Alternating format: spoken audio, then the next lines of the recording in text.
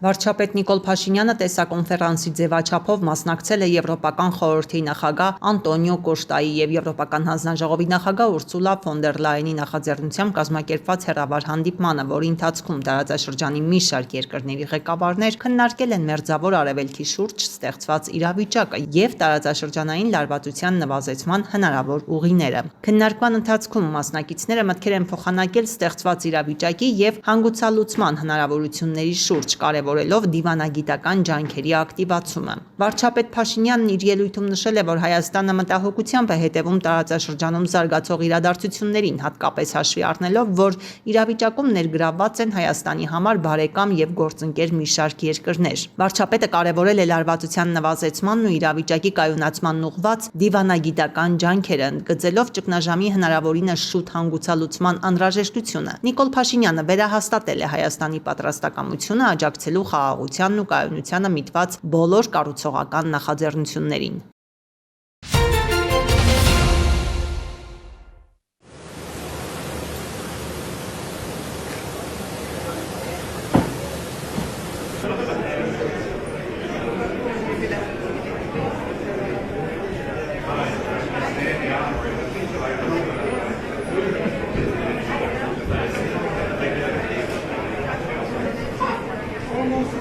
Վարչապետ Նիկոլ Փաշինյանը Փարիզում մասնակցել է միջուկային էներգիայի երկրորդ գագաթնաժողովին։ Միջոցառման բարձրաստիճան հյուրերին դիմավորել են Ֆրանսիայի նախագահ Էմանուել Մակրոնը և ատոմային էներգիայի միջազգային գործակալության գլխավոր տնօրեն Ռաֆայել Գրոսսին։ Գագաթնաժողովին մասնակցել են նաև Եվրոպական հանձնաժողովի նախագահ Ուրսուլա ֆոն դեր Լայենը, Սլովակիայի, Խորվաթիայի վարչապետները և մի շարք այլ պետությունների կառավարությունների ղեկավարներ, ներկայացուցիչներ։ Գագաթնաժողովի մասնակիցների համատեղ լուսանկարահանման արարողությանը հաջորդել է միջոցառման բացման արարողությունը։ Վարչապետ Նիկոլ Փաշինյանը հանդես է եկել ելույթով, որում մասնավորապես նշել է. 2024 թվականին Բրյուսելում կայացած առաջին հաջող գագաթնաժողովից հետո մենք վստահ ենք, որ Փարիզում անցկացվող այս երկրորդ գագաթնաժողովը կխթանի համագործակցությունն այն երկրների միջև, որոնք որոշել են զարգացնել քաղաքացիական միջուկային հզորությունները և կխթանի իրական լուծումները, ապաածխացնացման և էներգետիկ ինքնիշխանության ընդհանուր նպատակների առաջխաղացման համար։ Այս նպատակները զուգորդված համաշխարհային էներգիայի աճող պահանջարկի հետ հանգեցրել են միջուկային էներգիայի մրցունակության վերանայման և շատ երկրներ այժմ գիտակցում են, որ միջուկային էներգիան որպես կարգավորվող ցածր ածխածնային էներգիայի աղբյուր կարող է լավ համագործակցել վերականգնվող էներգիայի աղբյուրների հետ, այլ ոչ թե մրցակցել դրանց հետ։ Այս համոզմամբ առաջնորդվելով Հայաստանը առաջին երկրներից մեկն էր, որ COP28-ում լիովին աջակցեց մինչև 2050 թվականը միջուկային էներգիայի եռապատկման հռչակագրին, և մենք ողջունում ենք Փարիզի համաձայնագրի նպատակների ուղղությամբ առաջընթացը գնահատող առաջին գլոբալ գնահատումը։ Հայաստանի կառավարությունը նաև որդեգրել է միջուկային էներգիան որպես Հայաստանի էներգետիկ անվտանգության էական գործոն և որպես էլեկտրաէներգիայի մատակարարման հիմնական բաղադրիչ պահպանելու քաղաքականություն։ Մինչև 2050 թվականը միջուկային էներգիայի զարգացման ճանապարհին որակավորված աշխատուժը կլինի միջուկային ոլորտի հիմքը նախագծումից և կառուցումից մինչև անվտանգ շահագործում, պահպանում և ի վերջո շահագործումից հանում։ Ուսուցման և կրթական ծրագրերի իրականացումը կարևոր է անհրաժեշտ աշխատուժի առկայությունն ապահովելու համար։ Այս առումով Հայաստանը բարձր է գնահատում միջազգային համագործակցությունը թե երկկողմ, թե բազմակողմ ձևաչափերով։ Մենք վստահ ենք, որ այս գագաթնաժողովը կնպաստի երկրների, միջազգային կազմակերպությունների, ֆինանսական հաստատությունների և ոլորտի միջև նախաձեռնությունների ու գործընկերությունների զարգացմանը։ Մաղթում եմ բոլոր մասնակիցներին արդյունավետ և հաջող աշխատանք, ասել է Նիկոլ Փաշինյանը։ Energy security and as a central component of its energy mix. Ladies and gentlemen, today with the advancement of safety technologies.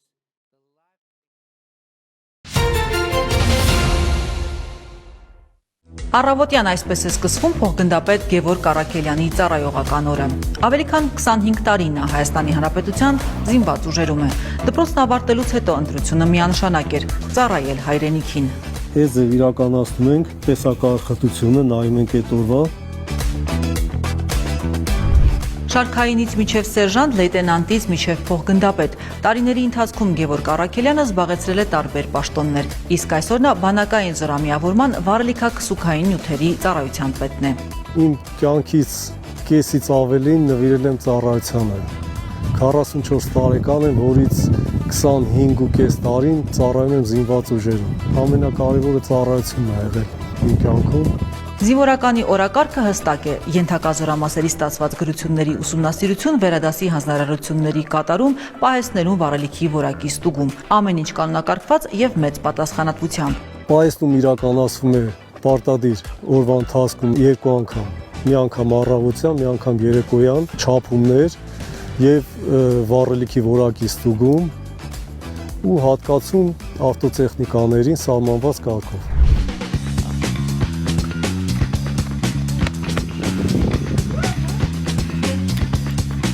Սակայն զինվորականի կյանքը միայն ծառայությունը չէ, այն նաև ընտանիք է, որը ստեղծվել է հենց զինված ուժերում։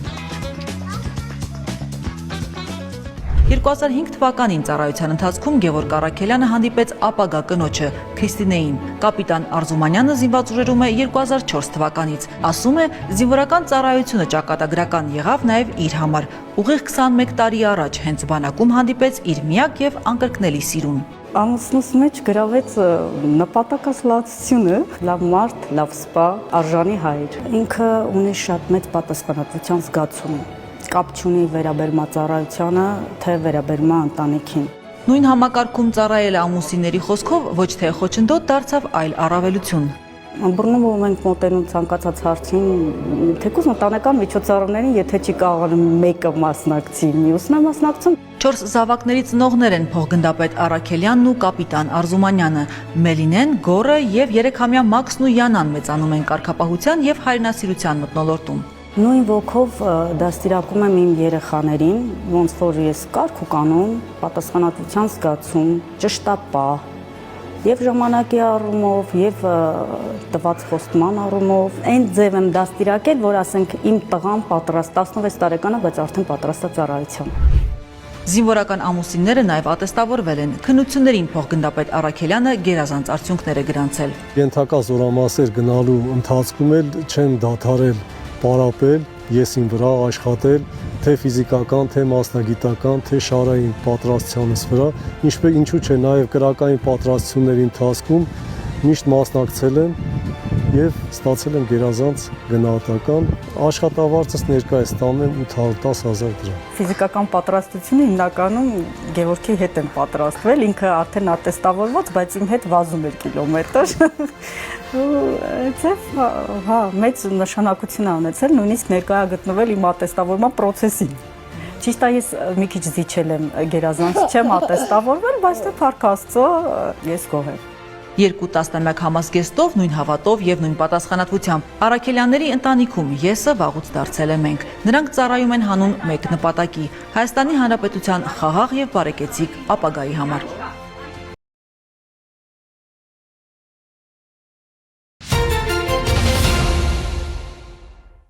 Նախորդ օրերին մթնոլորտային տեղումների որակական կազմի փոփոխություն չի դիտվել։ Առաջիկայում էլ Իրանի շրջաններից օդային հոսանքների ներթափանցում չի սպասվում։ Հիդրոօթերևութաբանության եւ մոնիտորինգի կենտրոնի այս հայտարարության առիթը հարևան Իրանում կանխատեսված թթվային անձրևներն են, ինչն անհանգստություն է առաջացրել նաեւ Հայաստանում։ Այսօրվա դրությամբ եւ մինչեւ մարտի 11-ը ներառյալ մեր երկիրը գտնվելու է հյուսիս-արևելքից, այսինքն Ղազախստանի տարածքից ներթափանցող ցուրտ օդային հոսանքների ազդեցության գոտում։ Դրանից հետո 12-ից 20 ընկած ժամանակահատվածում օդային հոսանքների ուղղությունը փոխվում է հարավ-արևմտյանի եւ դրանք փչելու են միջերկրական ծովի ավազանից, այսինքն Իրանի շրջաններից մենք օդային հոսանքների ներթափանցում չունենք։ Իրանի բնակչությունը զգուշացվել է, որ նավթապահեստարանների պայթյունների պատճառով մթնոլորտ են արտանետվում մեծ քանակությամբ թունավոր ածխաջրածնային միացություններ, ծծմբի եւ ազոտի օքսիդներ, եւ եթե այդ ընթացքում անձրև է սկսվում, ապա այն դառնում է շատ վտանգավոր։ Կարող է հանգեցնել մաշկի քիմիական այրվածքների, լուրջ վնաս հասցնել թոքերին։ Հետևաբար տեղումների դեպքում խորհուրդ է տրվել դուրս չգալ տնից, իսկ դրսում գտնվել է սպառվել ծածկի տակ։ Նաև խորհուրդ է տրվել մաշկի վրա անձրևի կաթիլներ ընկնելու դեպքում այդ հատվածը չտրորել, քիմիական միացությունները մաշկի տակ չներթափանցելու համար, այլ լվանալ ջրով։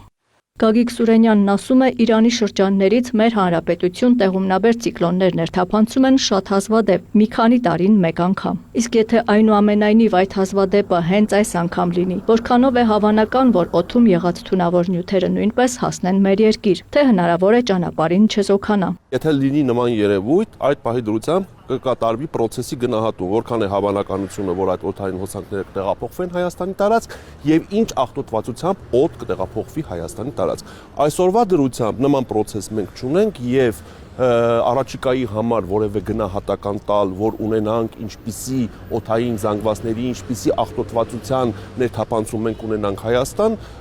կարծում եմ տեղին չէ։ Ամեն դեպքում Գագիկ Սուրենյանը հիշեցնում է, եթե Իրանից օդային հոսանքներ գալու լինեն, հիդրոթերապևտաբանության եւ մոնիտորինգի կենտրոնը դա կկանխատեսի ու կտեղեկացնի մի քանի օր առաջ։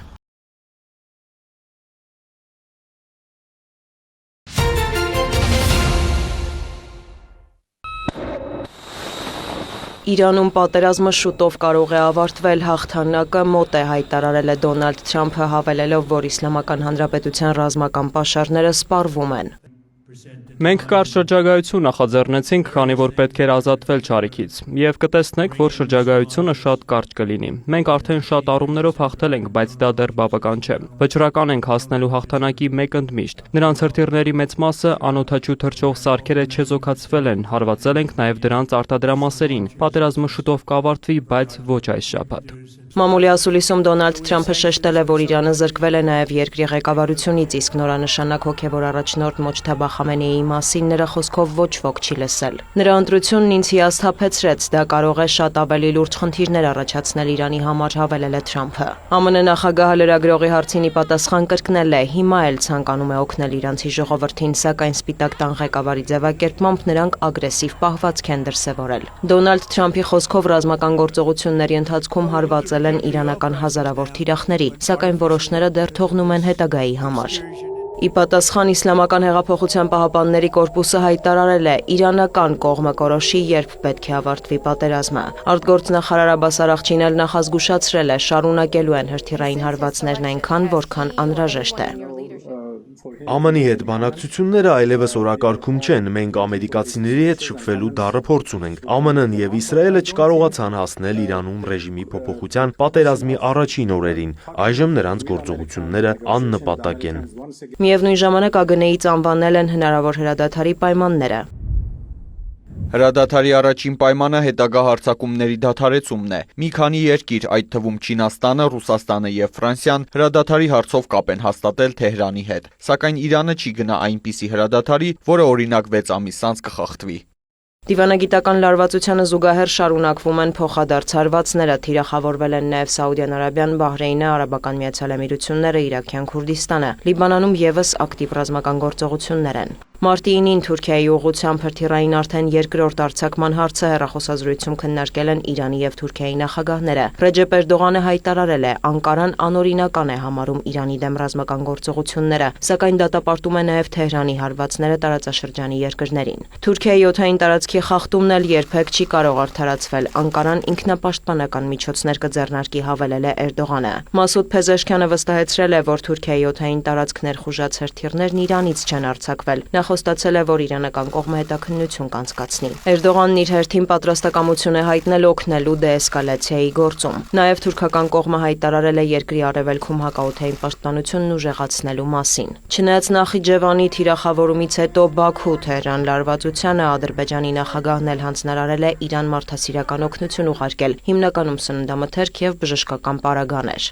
Օրակարգում է Հորմուզի նեղուցի հարցը։ Իսլամական հեղափոխության պահապանների կորպուսը նախազգուշացրել է, թույլ չեն տա նույնիսկ մեկ կաթիլ նավթ դուրս բերել տարածաշրջանից, քանի դեռ Իսրայելի եւ Միացյալ Նահանգների հարվածները շարունակվում են։ Սակայն ցանկացած արաբական կամ եվրոպական երկրի հնարավորություն կտանք անվտանգ անցնելու Հորմուզի նեղուցով, եթե նրանք արտաքսեն ԱՄՆ-ի եւ Իսրայելի դեսպաններին, ասված է ԻՀՊԿ հաղորդագրության մեջ։ Վաշինգտոնից արձագանքել են։ Եթե Իրանը խաթարի Հորմուզի նեղուցով նավթի մատակարարումը, Միացյալ Նահանգները նրանց 20 անգամ ավելի ուժեղ հարված կհասցնի, քան արդեն հասցրել է, մահ, կրակ եւ զայրույթ կտեղան։ Թրամփը նշել է, որ մտադիր են ապահովել Հորմուզի նեղուցով անվտանգությունը։ ԱՄՆ նախագահը հավելել է, կչեղարկեն մի շարք երկրների նավթային ոլորտի նկատմամբ սահմանված որոշ պատժամիջոցներ կանխելու գնաճը։ Դոնալդ Թրամփը նաև հեռախոսազրույց է ունեցել Վլադիմիր Պուտինի հետ, նախագահները հիմնականում քննարկել են Իրանի շուրջ զարգացումները, այդ թվում նավթի շուկայում առկա խնդիրները։ Կրեմլի տվյալով զրույցը նախաձեռնել է Վաշինգտոնը։ Զրույցը գործնական, անկեղծ եւ կառուցողական էր։ Ռուսաստանի նախագահը ընդգծել է իրանական հակամարտության քաղաքական եւ դիվանագիտական արագ կարգավորման կարեւորությունը։ Նախագահ Թրամփը վերահաստատել է Ուկրաինայում հրադադարի, այնուհետև երկարաժամկետ կարգավորման անհրաժեշտությունը։ Թրամփն էլ հեռախոսազրույցից հետո հայտնել է, որ Վլադիմիր Պուտինն առաջարկել է օգնել Իրանի հետ հակամարտության կարգավորման հարցում։ Ես ասացի, ավելի արդյունավետ բան արած կլինեիք, եթե օգնեիք ավարտել Ուկրաինայում պատերազմը, բայց նախագահ Պուտինի եւ նախագահ Զելենսկու միջև մեծ ատելություն կա, նրանք կարծես չեն կարողանում լեզու գտնել։ Վոլոդիմիր Զելենսկին էլ հայտնել է, որ Իրանում զարգացումներով պայմանավորված այս շաբաթ նախատեսված ԱՄՆ-Ուկրաինա-Ռուսաստան բանակցությունները հետաձգվում են։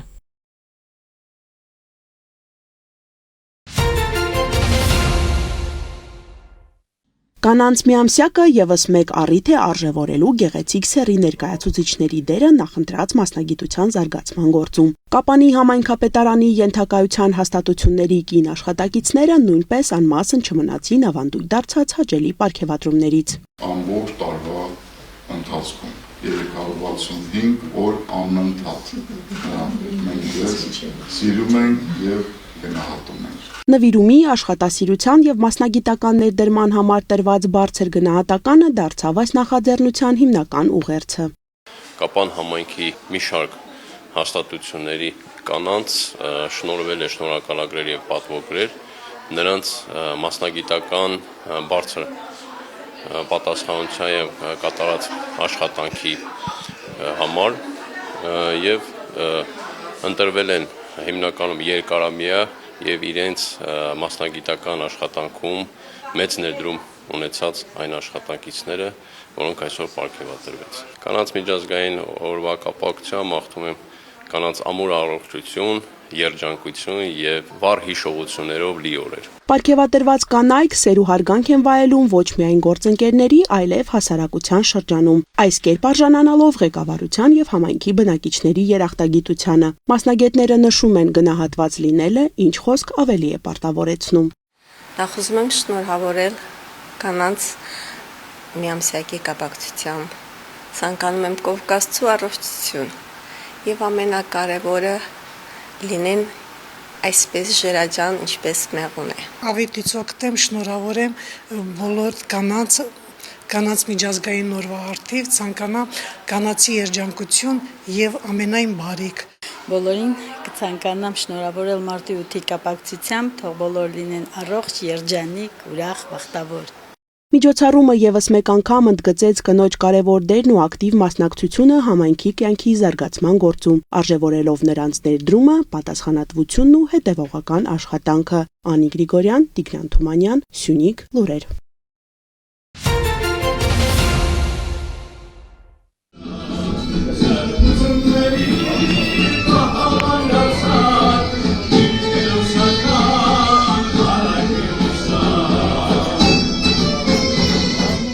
Լոռու մարզային գրադարանում տեղի ունեցավ պատմական գիտությունների դոկտոր պրոֆեսոր Գագիկ Եթիմյանի հեղինակած Մեծ Ղարաքիլիսա գրքի երկրորդ հատորի շնորհանդեսը։ Գիրքը ստեղծվել է նպատակ ունենալով Վանաձորցուն կրկին հիշեցնելու իր անցյալը, գերդաստանն ու լավատեսությամբ նայ ապագային, ասում է հեղինակը։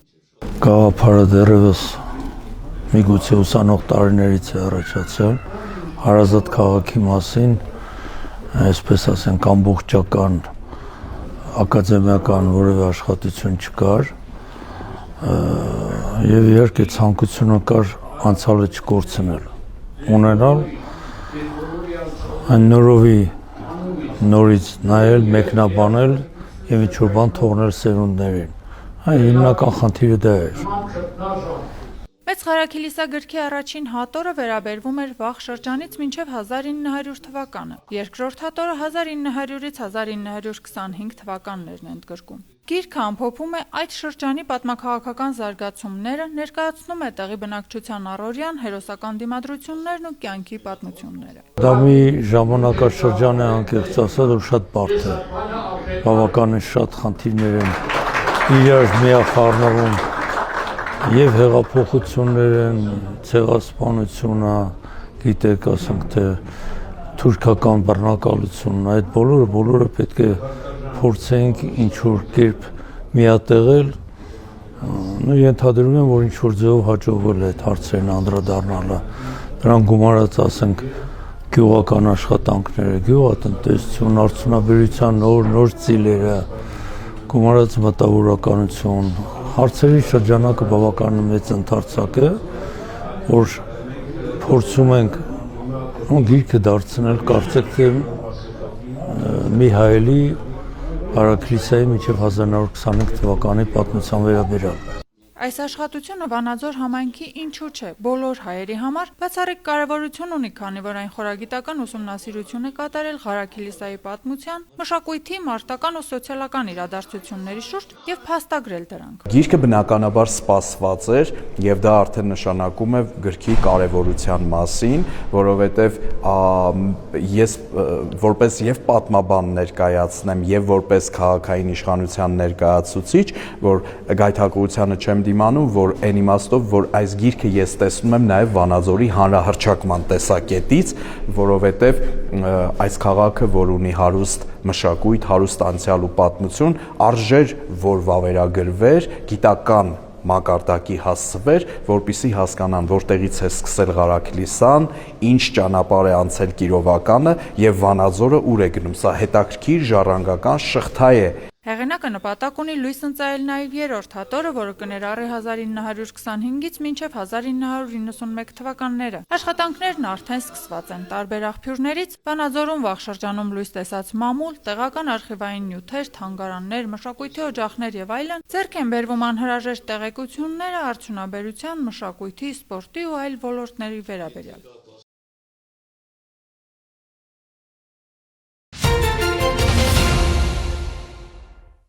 Փետրվարի 25-ին համայնքային ոստիկանության Դավթաշենի բաժնում ավտոմեքենաներից գողության 2 հաղորդում ստացվեց։ Մի դեպքում գիշերը գողացել էին Միկոյան փողոցի բակերից մեկում կայանված Մերսեդեսի լուսարձակները շրջանակներով, մյուս դեպքում դարձյալ գիշերը գողացել էին Սասնա Ծռերի փողոցում կայանված Նիվայի լուսարձակները։ Նախաձեռնվել էր քրեական վարույթ։ Դավթաշենի համայնքային ոստիկանների օպերատիվ հետախուզական միջոցառումների արդյունքում ստացվել էր հավաստի տեղեկություն գողությունը կատարողների վերաբերյալ։ Արդեն հաջորդ օրը փետրվարի 26-ին տեղեկությունն իրացնելով մայրաքաղաքի բարեկների հետ համատեղ առավոտյան ժամը 5-ին մոտ Հրաչյա Քոչարի փողոցում ձերբակալվեցին եւ Դավթաշենի բաժին ներկայացվեցին Մասիս քաղաքի բնակիչ 20-ամյա եւ Զվարթնոց տղամասի բնակիչ 27-ամյա երիտասարդները։ Ըստ ոստիկանների տեղեկության Դավթաշենում գողությունները կատարել էր 20-ամյա երիտասարդը իր ծանոթի հետ նրա Hyundai Magnich-ի մեքենայով։ Գողոնի մի մասը հայտնաբերվել է։ Ձերբակալվածներն ու կազմված փաստաթղթերը ներկայացվել են նախաքննական մարմին։ Ձեռնարկվում են միջոցառումներ Hyundai-ին վարած երիտասարդին հայտնաբերելու ուղղությամբ։ Նախաքննության հանգամանքները պարզվում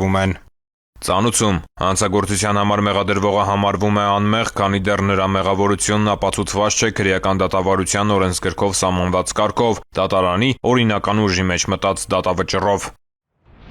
Մարտի 2-ից 9 մայրաքաղաքում իրականացված ծառայության ընթացքում Երևանի պարեկները հայտնաբերել են ճանապարհային երթևեկության կանոնների 5643 խախտում, պահպանվող հատուկ տարածք տեղափոխելով 152 ավտոմեքենա, մասնավորապես հայտնաբերվել է ոչ ստապ 164 վարորդ, առանց վարորդական իրավունքի վկայականի 160, կեղծ վարորդական վկայականով երթևեկող 1 անձ, հայտնաբերվել է հաշվառման համարնիշի հետ կապված 39, չամրակապված վարելու 702, առանց մանկական նստատեղի քարսիթի 16, վարելու ընթացքում ծխել 600, վարելի սեռախոսից օգտվելու 349, հետիոտնի որ սահմանված վայրով անցնելու 331 եւ 1904 այլ իրավախախտում, 144 մեքենա շահագործվել է առանց ապա պայմանագրի, 167-ը տեխնիկական զննություն չանցած, 26-ը լուսարձակների անսարկությամբ, 103-ը թաղանթապատված դիմապակիով եւ կողային ապակիներով, 66-ը առանց ձմեռային անվադողերի։ Բացի այդ տարբեր կասկածանքներով ձերբակալվելու համայնքային ոստիկանության բաժիններ է տարվել 93 անձ։ Նույն ժամանակահատվածում մարզերում պարեկները հայտնաբերել են ճանապարհային երթևեկության կանոնների 15068 խախտում, պահպանվող հատուկ տարածքներ տեղափոխելով 251 տրանսպորտային միջոց, հայտնաբերվել է ոչ ստապ 195 վարորդ, առանց վարորդական իրավունքի վկայականի 354, կեղծ վարորդական վկայականով երթևեկող 10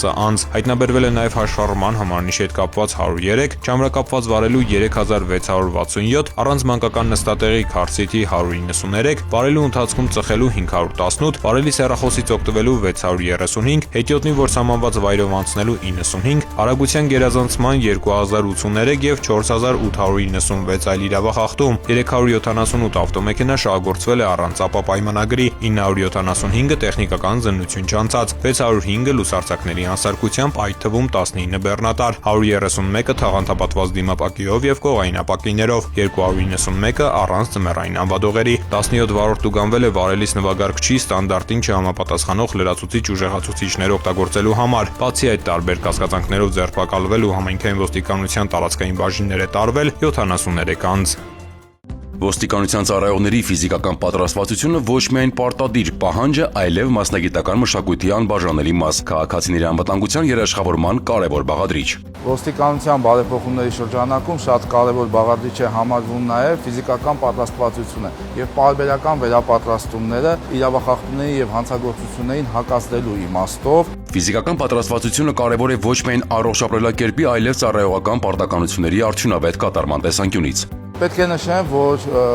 լողի մարզումները ոստիկանության պատմության մեջ առաջին անգամ են, որը իհարկե էապես ազդում է մեր ոստիկանության գվարդիայի ծառայողների եւ ընդհանրապես ոստիկանների աշխատանակության բացասման վրա։ Ոստիկանության ծառայողների շարունակական մարզումները նաև ձևավորում են սթրեսակայունություն, կարգապահություն, կամային հատկանիշներ, որոնք արդյունավետ ծառայության կարևոր նախապայման են։ Լողի պարապմունքների մեկնարկը տրվել է այս տարվա փետրվարի 12-ին, որը շարունակվելու է 3 ամիս։